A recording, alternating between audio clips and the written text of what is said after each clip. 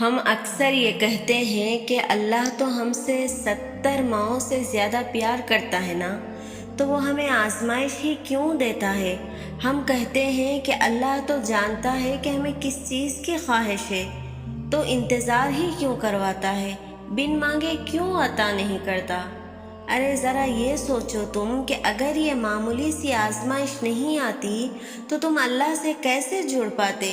تم اللہ کے قریب کیسے ہو پاتے؟ اگر یہ دعا نہیں ہوتی تو تم اللہ سے ہم کلام کیسے ہو پاتے؟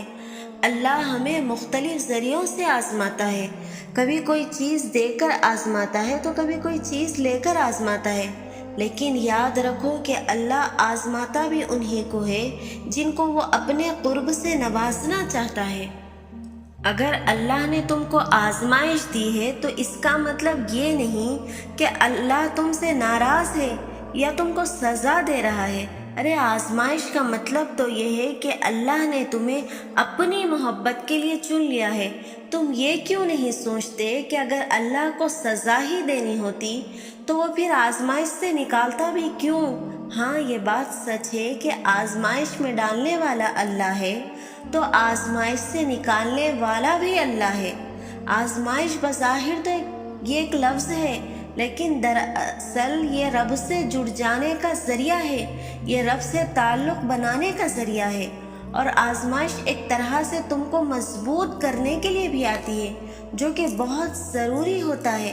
اللہ جانتا ہے کہ بہت کمزور ہو تم، اس لیے انہی چیزوں کے ذریعے آزماتا ہے جو تمہاری من پسند ہوتی ہے، اور یقین کرو اسی آزمائش سے تم اتنے مضبوط ہو جاتے ہو کہ کوئی تم کو کچھ بھی بول دے تم کو فرق نہیں پڑتا، کیونکہ تم خود بھی مضبوط ہو جاتے ہو اور اللہ سے تمہارا رشتہ بھی مزید مضبوط ہو جاتا ہے۔ پھر تم سب کچھ اللہ پر چھوڑ کر بے فکر ہو جاتے ہو۔ اور یہ آزمائشیں تو وقتی ہوتی ہے، جتنی جلدی آزمائش سے مایوس ہونے کے بجائے اپنے رب سے لو لگا لو نا، اتنی جلدی آزمائش سے دستبردار بھی ہو جاؤ گے۔ ایک بات ہمیشہ یاد رکھو کہ ہزاروں مسائل کا ایک حل ہے، وہ ہے توکل، اور جہاں توکل ہو نا وہاں شکوے نہیں ہوتے، جہاں توکل ہو وہاں دل کبھی بے سکون نہیں ہوتا۔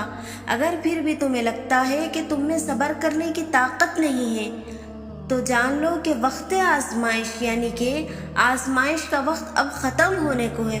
اللہ تعالیٰ خود قرآن پاک میں فرماتے ہیں کہ میں کسی بھی جان کو اس کی طاقت سے زیادہ نہیں آزماتا ہوں، تو کیسے ممکن ہے کہ تمہاری آزمائش ختم نہیں ہو سکتی؟ اگر تمہیں مسلسل آزمائشیں آ رہی ہو تو جان لو کہ اللہ تعالیٰ تمہیں مزید اپنے قریب کرنا چاہتا ہے، وہ تمہیں اپنی محبت سے نوازنا چاہتا ہے۔ وہ تمہیں تب تک آزمائے گا جب تک تم مکمل اس کی محبت سے سرخرو نہیں ہو جاتے۔ پیارے نبی محمد صلی اللہ علیہ وسلم نے خود فرمایا ہے کہ بندے کی آزمائش اس کے دین کے حساب سے ہوتی ہے، اگر وہ اپنے دین میں پختہ ہو تو اس کی آزمائش بھی زیادہ ہوتی ہے، اور اگر اس کا ایمان کمزور ہو تو اس کی آزمائش اسی حساب سے کم ہوتی ہے۔ بندے پر مسلسل آزمائشیں آتی رہتی ہے، یہاں تک کہ وہ اسے ایسے پاک کر دیتی ہے کہ وہ زمین پر چل پھر رہا ہوتا ہے اور اس کے ذمے کوئی گناہ نہیں ہوتا۔ اس لیے ہمیشہ ایسے حالات میں جب کچھ سمجھ میں نہ آئے تب اپنے اللہ پر توکل کرنا ہے، اللہ کی ذات سے مایوس نہیں ہونا اور نہ ہی نا امید ہونا۔ اللہ کی ذات جب دینے پر آتی ہے نا تو وہ بھی عطا کر دیتی ہے جن کا ہم نے تصور بھی نہ کیا ہوتا ہے۔ بس ہمارا یقین اور ہماری تڑپ ہی اللہ دیکھنا چاہتا ہے۔ اللہ کو اپنے بندے کو اس دنیا میں آزمائش میں ڈال کر پاک کر دینا ہوتا ہے ان تمام گناہوں سے جو اس نے اپنی زندگی میں کیا ہو، تاکہ وہ ہمیشہ رہنے والی زندگی یعنی کہ آخرت میں گناہوں کے تلے نہ ہوں۔ اسی لیے اللہ ابدی زندگی کے لیے عارضی زندگی میں کچھ امتحان لیتا ہے، جس کا صلہ وہ ابدی زندگی میں جنت کے طور پر عطا کرتا ہے۔ اور اللہ جس کو پسند کرتا ہے نا، جس سے اللہ کو محبت ہو جاتی ہے نا، اللہ اس بندے کو ہی آزماتا ہے۔